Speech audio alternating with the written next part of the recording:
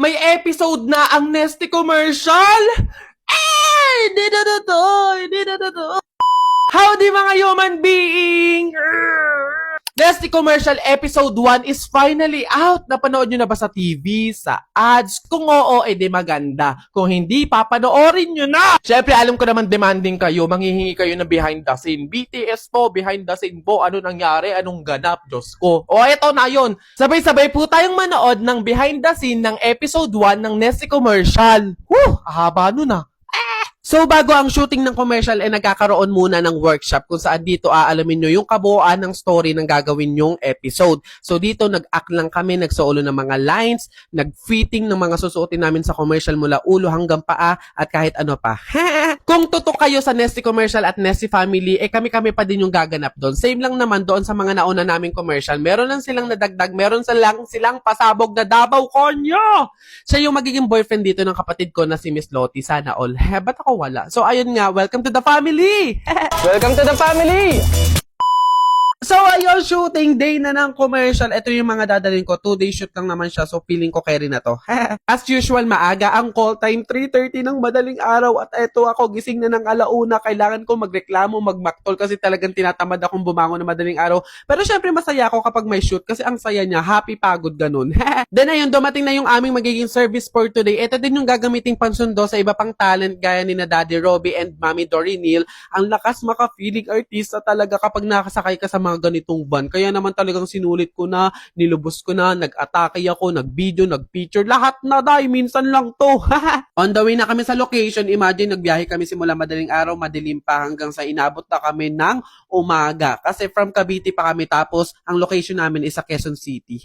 So ayan mga human being, by 6 a.m. nakarating na rin kami sa location kung saan dito isushoot yung first episode ng Nesty Commercial. Then dito naman yung magiging tent namin, kasama namin dito yung wardrobe team, hairstylist, makeup artist, at kaming mga talent. Sa mga curious ko anong CR na ginagamit sa mga shooting o ganito yun, malinis at maayos naman siya. Bago mag-start ang shooting, kumain muna kaming lahat dito. Kailangan kasi talagang busog ka dito, full energy kasi talagang hindi mo alam kung anong oras matatapos, may mababago, may mapapalitan, iba't ibang shot, iba't ibang angle, kaya talagang kailangan matibay ang sikmura mo dito. Ayan na, nag-ayos na din yung makeup artist, yung stylist, pati na din yung wardrobe team. Then ayan, may go signal na kami, inaayusan na kaming mga talent, minimake-upan na kami. Ayun, ganun pa din naman, fresh look, no makeup look pa din yung atake namin sa commercial na to, sa episode na to ng Nesty. At dahil mahihain nga si Itzap, nag-bihis pa siya sa CR, imbis na sa tent na lang. Mapapansin nyo, dalawang klase ng damit yung suot ko dito sa video na to. Malalaman nyo na lang sa mga susunod na vlog ko kung bakit. Secret! Then ayan, ready na kami, andito na kami sa set. Ito yung setup na magiging bahay namin sa episode na to. Ayan, kita nyo, may iba't ibang props. Meron din mga food na nakabalot para naman safe at pwede namin kainin kapag rolling na. Syempre, hindi mawawala yung Nesty. Ito yung POV ko. Ayan si Miss Lottie, Daddy Robbie, and Mommy Dory Neal. Standby lang kami dito. Waiting kami na mag-start. POV ko naman nakasama yung ating magagaling na mga director, si Direk Lyle at Direk Chris. Thank you po. Hello din sa mga cameraman natin, sa mga crew natin na nagsiset up. Kada take kasi, palit ng drinks at ng pagkain. Grabe, kapoy.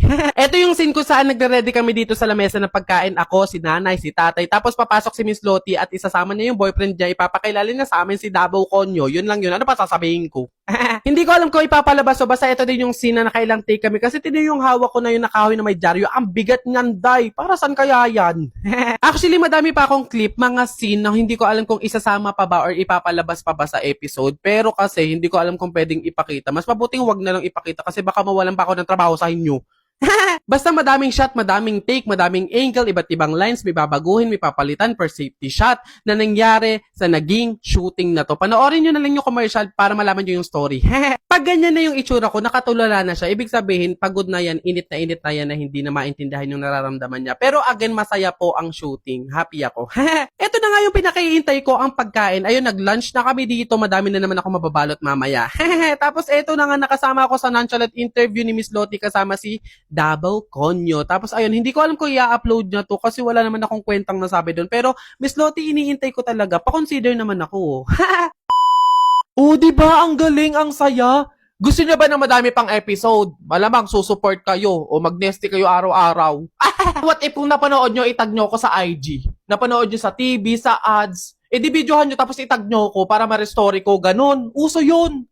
Ayan lang. Thank you for watching. Don't forget to watch my other video content. Send and receive good vibes. More episode to come.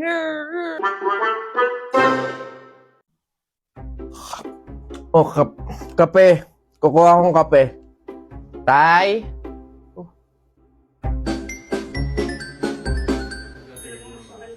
Kunin mo na, tapos check mo yung search bar. Uy, wag. Paka-elamero yarn. Oh, ba't ganito yung search bar niya?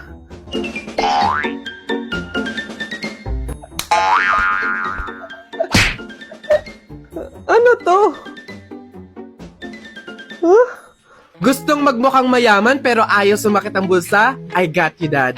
Here's the Lorety Polo and Socks. 100% cotton, comfortable, stylish, and seasonless. Pwede pang everyday. Breathable na perfect sa mainit na panahon. 5 colors of Lorety Polos, 9 pairs of socks for just 300 pesos. Budget friendly pero feel premium. Worth it, di ba? Oh, ganda! Uso na yung ganitong outfit eh, yung parang Tito vibe. BGC yung atake, ganun. Opo, pagkakaganda nga niyan anak no. Kikialam ka ng cellphone ha. Dahil dyan i-order mo ako niyan. Libre mo ha. At di...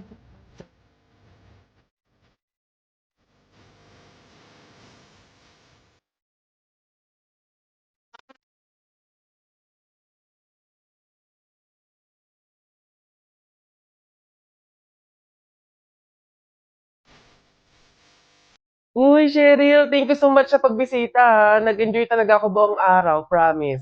Welcome, Beb. At salamat naman sa pagpapatuloy mo sa akin, ha. Una na ako, ha. Bye. Bye, ingat.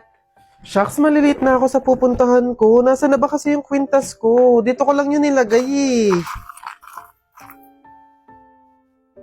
Wow, Beb. Ang ganda naman nito. Bagay sa akin. Joke.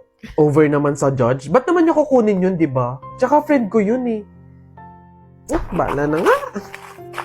Diba? Feeling ko nga magjowa na sila eh. Tingin mo. Siguro.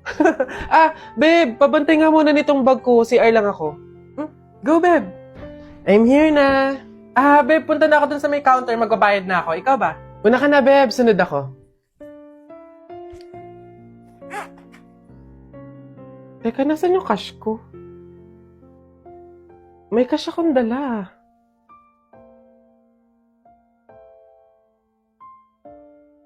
Hindi kaya...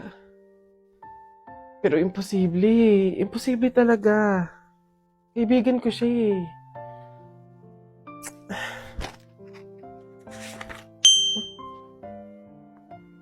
Ay, ang ganda naman ng prene ko! In fairness. Teka. Kwintas ko ba to? Hello, Cheryl? Nakita ko kasi yung story mo eh. Huwag kang magagalit ha, pero umamin ka nga sa akin. Kwintas ko ba yung suot mo? Babe, sorry ah. Siguro baka naiinggit lang ako kasi meron kang mga bagay na hindi ko mabili. Yung kwintas na kinuha ko sa'yo. Ganong kwintas kasi yung gusto kong regalo sa nanay ko eh. Kaso nga lang mahal, kaya hindi ko mabili. May mga damit din akong nakuha sa'yo kasi sa tuwing nakikita ko yung mga kapatid ko na lalabas, wala man lang silang magagandang damit na naisusuot. Babe, sorry ha. Kasi yung pera na nawala sa bag mo, ako din yung kumuha nun. Binili ko kasi ng gamot tsaka ng pagkain si tatay eh. Kasi noong mga panahon na yun, nasa hospital siya. 1 linggo na kasi siyang may sakit.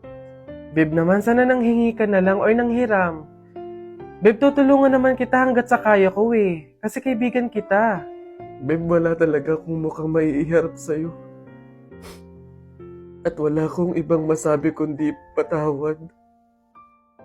Kasi sa kabila ng pagkakaibigan natin eh, nagawa ko pa yun sa'yo. Pero nangangako ako na kapag ako nakaluwag-luwag, maiibalik ko din lahat yun sa'yo.